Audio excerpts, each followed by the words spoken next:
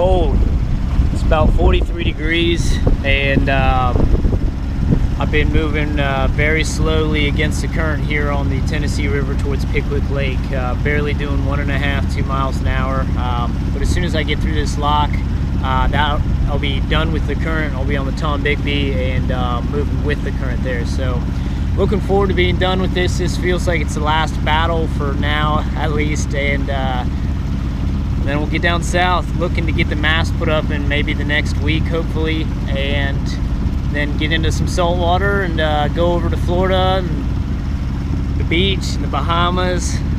It's hard to think about that now. It's 43 degrees, I'm freezing, wearing multiple layers to bed every night, sleeping bag, blankets, and I'm taking the same boat all the way to the Bahamas. So I'm looking for warm weather. So let's get there. Pickwick Lake, we're on our way. TomBigbee, let's go. All right, so I made it up here to Pickwick Lake. Got through the lock and dam yesterday, and the current was so tough. It was so strong. I was barely doing 1.5 to 2 miles an hour for the last probably 7 to 10 miles. So I was just getting smoked out there. So I stayed at the Pickwick Marina last night. Actually not at the marina, but there's an anchorage right outside. I would recommend that to a lot of people. There was room for 3 boats there last night, and it is just as nice, just as scenic, and $40 cheaper than the marina. I went and got diesel, gas, water, you know, kind of did the whole fill up, and got in.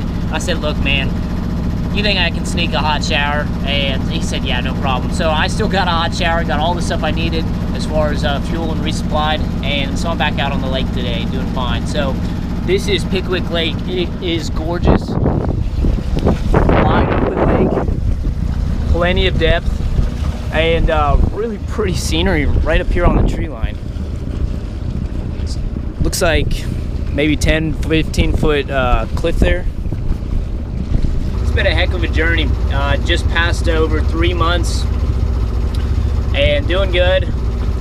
I'd like to check in with, like, you know, all my buddies and stuff back home, and I'd love to hang out with everyone again. I definitely miss being home. I miss hunting, seeing all the colors in the trees, everything changing. I just want to be back in Ohio. I do miss that. That's where I've been, but I'm having a blast. I'm having so much fun. I'm meeting a ton of new people. Yesterday when I just got to the gas dock, I met some Canadians that I went through the lock and dam with, and they said, look, you look like you are young, you're doing this journey by yourself, you probably have a cool story, we'd love to go out and talk to you about it. And they actually have a 25-year-old son named Ben, you know, and they're Canadian, so they're just up there in Sarnia. And it was such a great conversation. Folks I had no idea about. I just met them in the lock and then at the gas dock, and they invited me out to dinner. We had such a wonderful conversation and a great evening. And just meeting new friends and folks everywhere you go. So people that are getting into cruising, getting into boating, you will find just a wonderful community out there that always wants to reach out and help you.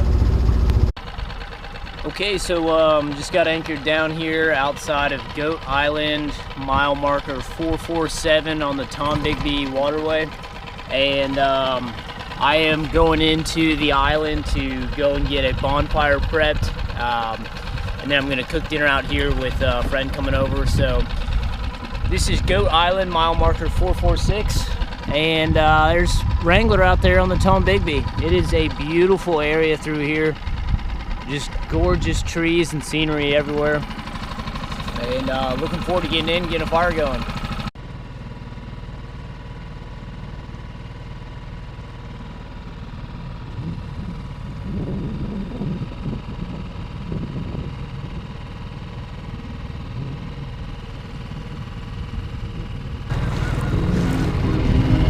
Canadian geese out there. I used to eat them when I was back home.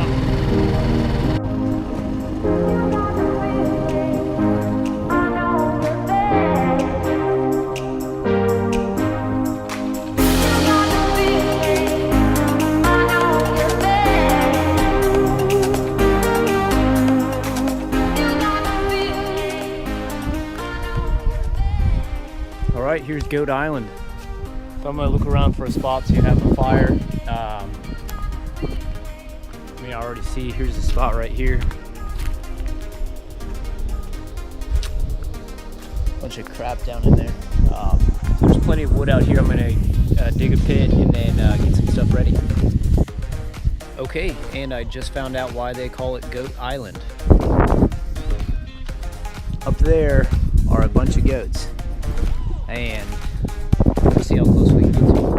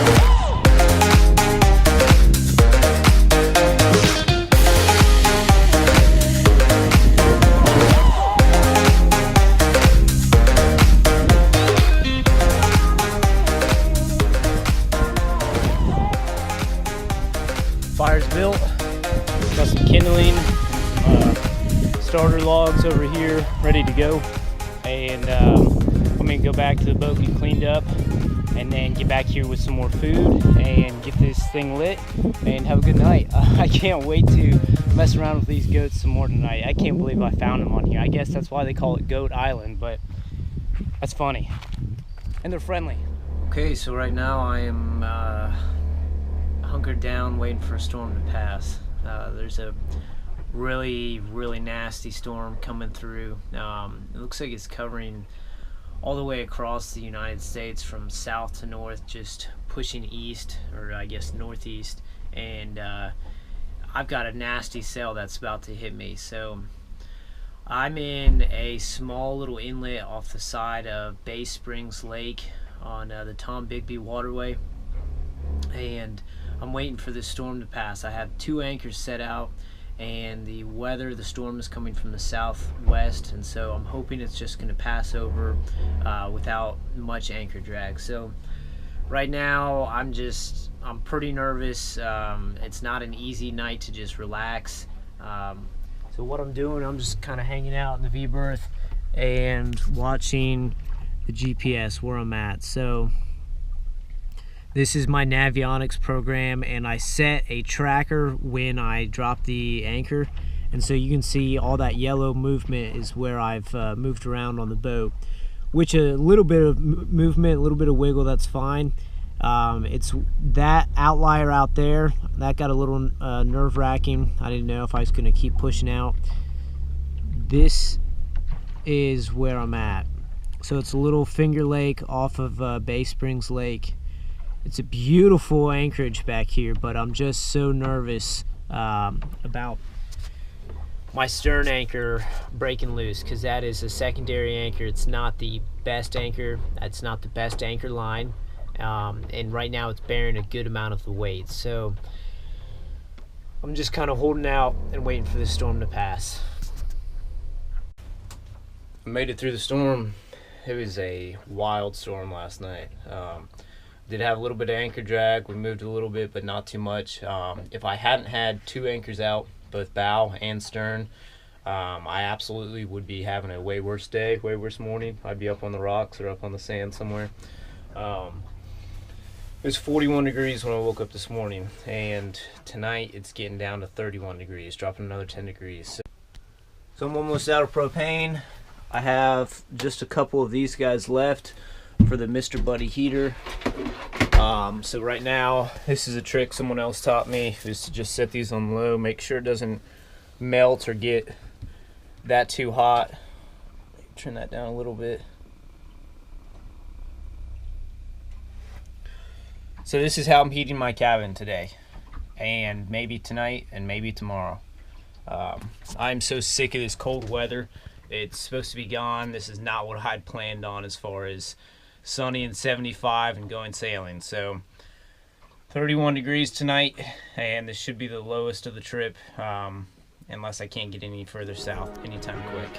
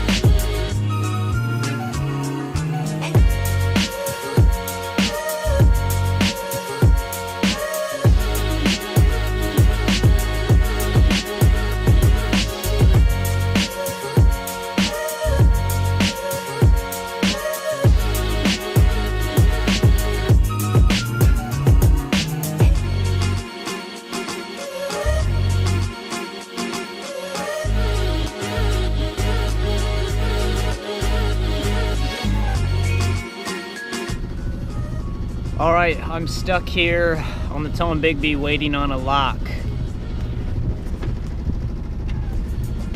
I don't even think you can see, there's a bridge up there, and there's a lock and dam that is underneath it. And I called the lock master, and he says, hey, we're under construction doing some maintenance right now, so I'll call you back when we're ready. I said,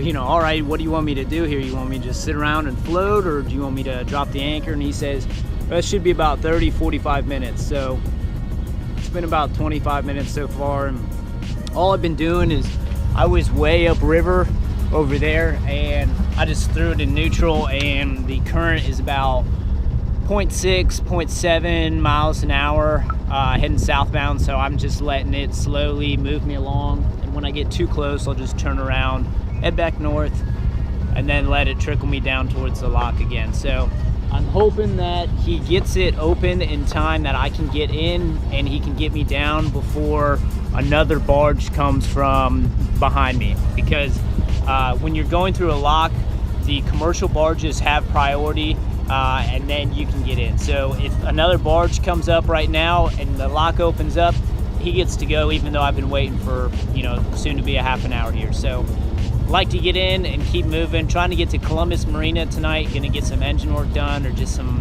maintenance. I want to see the guys change the transmission oil and also the coolant. So I just want to check that stuff out and make sure I know how to do it, but I want to learn from someone else. So, you know, it'll be expensive. I think it's $85 an hour to have a mechanic come in, and then, you know, plus parts or fluids or whatever, which is fine, because I'm getting something out of it. I'm getting experience out of it, and I'll know how to do it in the future. So I just want to watch and learn how it'll go down. So my brother Alex hooked me up with this. He works there at Ready Made RC, which where he designs drones, racing drones. And these were some extra parts that he had laying around the office, and he was able to get his hands on. So on the inside, there is a screen with several different settings and different buttons on here. Press 1 to hold down and turn on the system. And then there's a mode button. And that the screen comes up pretty well. You can see in the top right, I had a low battery indicator on there. So obviously I have this light on right now, but this is just to show you the actual module itself. This is just a handheld. You can put a tripod underneath it, but this is something I can use when I'm up on deck, scouting out anchorages and whatnot. So I will try to get this focused because I'm holding the GoPro right behind it, and we'll go do a walk around the outside. So it is completely dark. It's later at night, and there you can see the entire cockpit pretty well. So it's fun little toys like this that make the boating and the looping life that much better. So the dinghy's out there, and I mean, that's pretty good, folks. I can't get you any better quality than that. That's probably 50 to 100 yards out where there's the shore, and then there's a house up there, and you guys are seeing this late at night. So I'm anchored underneath 2 bridges here in Columbus, Mississippi.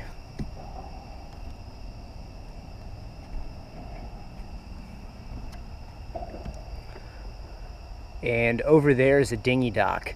So that was something I was able to get into town. I could get my hair cut, get some supplies. And then I've just been anchored here, and I should be here for another couple nights.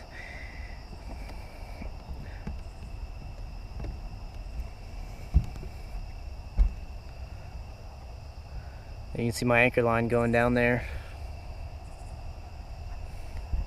So here's Wrangler at night. This is what she looks like in black and white.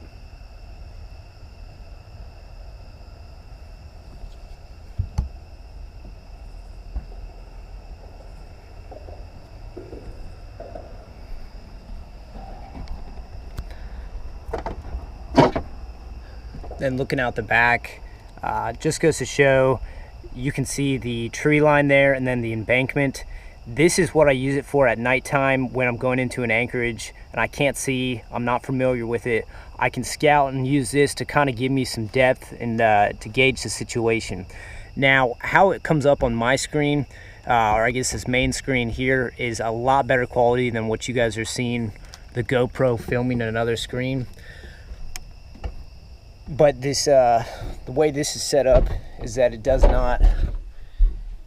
record. So there's no SD card or anything like that inside here. So thanks, Alex. This GoPro, or the night vision, is so cool, and this is something that if other loopers you guys are interested in, maybe checking out Ready Made RC and seeing if there's anything online there that you can get your hands on. So thanks so much. Night vision rocks.